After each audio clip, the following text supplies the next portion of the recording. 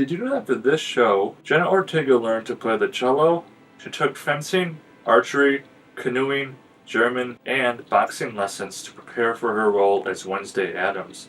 So I've been patiently waiting for season 2 of Wednesday. It's been 3 years since we got the last season. I absolutely loved the first season. It really blew away my expectations. This has always been one of my favorite shows in a long time. Very well done. So season 2, of course, I was really looking forward to all the things that we're going to get. I will say, I do agree with some people on the internet when they say that waiting 3 years for only 8 episodes is crazy.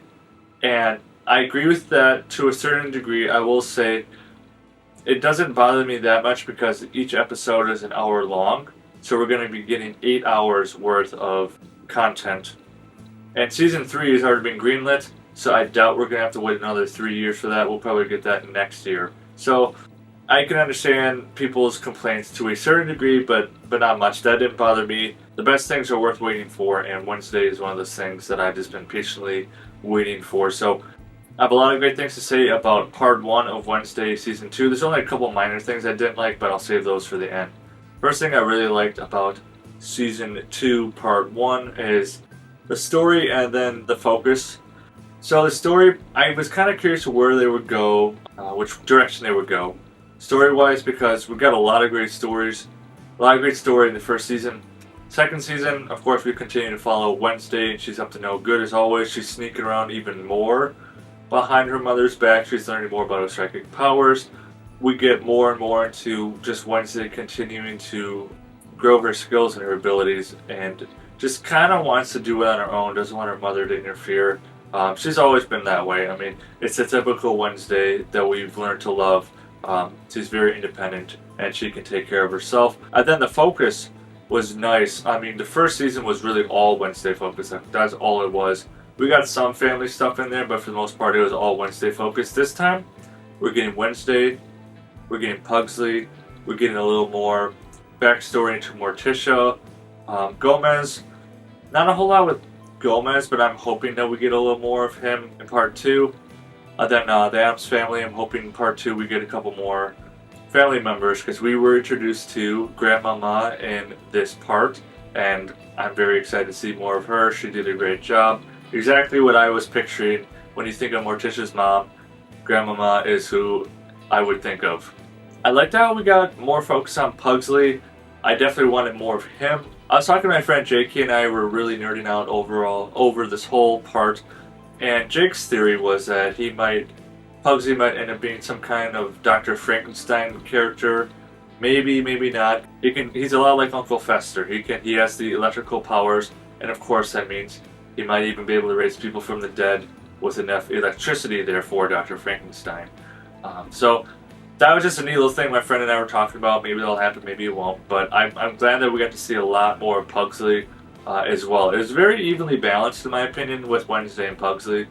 Yeah, then the story we get, we got to pick up where we left off. A lot of drama that's happened at Nevermore Academy. We got a new principal, Steve Buscemi. He was perfect. He was the perfect principal. And then we got a new music teacher, Billie Piper, coming onto the scene. I know a lot of people, especially Doctor Who fans, are very excited about her. We get some nice history of the Willow Hill psychiatric facility. Some Addams family members might have been committed there at one point in time. We know Ophelia was committed there once. Fester was committed there. But once again, it's just the whole mystery type deal that still is very prevalent in this season. We get some nice twists and turns, some nice reveals. But of course, it's all building up to the big bad, who we still don't know who the big bad is, but my hope is Lady Gaga is going to be playing a pretty prevalent part 2. Very excited for her to come part 2. The writing for this show is just so good.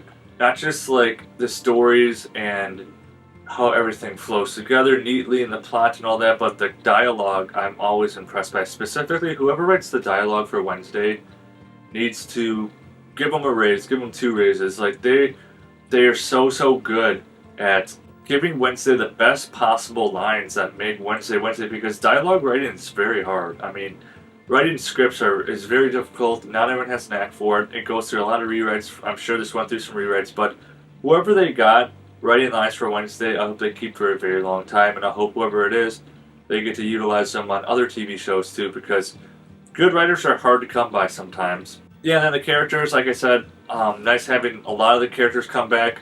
Disappointing that Xavier wasn't in Season 2. Maybe we'll get him back in Season 3. I know a lot of people are hoping for him to come back Season 3. Yeah, we got not a whole lot of new characters. Really the only new ones are the principal, Agnes, and then a couple employees at Willow Hill, the new sheriff. I think that's it. Really, it's just continuing to expand upon, the world of Nevermore, the world of Wednesday, and lots of lovable characters anyways. And this show, of course, we get Enid coming back, Season 2. We get just so many great interactions between Enid and Wednesday, and Enid had some really great moments in this part 1 that were just, some of them were really heartbreaking. I mean, it's a very different approach to Enid this time around, but I like the switch. So before I get into what I didn't like, what are your hopes and or theories for part 2 of Wednesday? Let me know in the comments below. So what I didn't like, very minor things, all personal opinions, but Agnes, as fun as a character she was in the beginning, I don't really like her at all. I don't think she's mainly just the wannabe Wednesday. I don't think she's got much of a role to play in part 2. I don't think she may not even make it through part 2 for all I know. It's going to go one two ways. Either she's just a fun character just thrown in there for whatever reason, or she's going to have a big plot twist and she's going to be more of an important character than we think. Who knows? I just don't like her. I thought she was very annoying. I'm with Wednesday on this, just how annoying of a character is. But I mean, that goes to how well she was written, but at the same time, I don't think she's very useful. I don't think there's much she can do outside of maybe help Wednesday out a little bit, sneaking in and stuff, because she's got the invisibility powers, but other than that, really my biggest complaint was Agnes. Enid, I love Enid. She's a phenomenal character. Emma Myers, who plays her, is absolutely incredible. I felt like the writing for Enid this time around was a little different. I can kind of understand the frustration that Emma might have towards her character in this part, because kind of thrown on the back burner, honestly. She really was. But maybe we'll get a lot more of Enid more at the front in part 2. But for part 1, I would like to have her to have a little more dialogue, more inclusion, because she was in a lot of scenes, but she wasn't really doing anything. It was mainly just Wednesday, and then Wednesday and Agnes, Wednesday and Fester, and then Enid was kind of just the afterthought. Which, yeah, I know a lot of people who love Enid and Wednesday's chemistry and their friendship. Definitely were not happy with how Enid was written in part 1, but like I said, maybe she'll get some redemption in part 2. And then I got a lot of hopes and theories for part 2. There's a lot of things that they left just open-ended to end this. Tyler, now he's on his own. Don't know what he's going to do. There's still the vision that Wednesday had of Enid being killed. Maybe Tyler's the one to kill her. Maybe somebody else kills her. I don't know. Will there be redemption for Tyler? More Addams family members. I know one of the trailers I saw, it looked like we're going to get a cousin of some kind. I would love to see Cousin Ed show up, but they're probably going to save him for Season 3. Ophelia, this is what my friend Jake and I were talking about at the end when Wednesday is freeing everyone from the lowest area of Willow Hill. The woman at the end, she told to run. He and I have been kind of speculating either that's Ophelia or that could be Tyler's mom. Either way it goes, I think she's still going to come back. I think she's going to be an important character to the story. Ophelia, I'd love to see Ophelia really actually show up. Because they're talking about it, they're hyping her up. We don't know who Lady Gaga's playing yet. They're keeping that a very, very tight kept secret. I'm very happy with that. I think she's going to end up either playing Ophelia or she's going to play the head siren.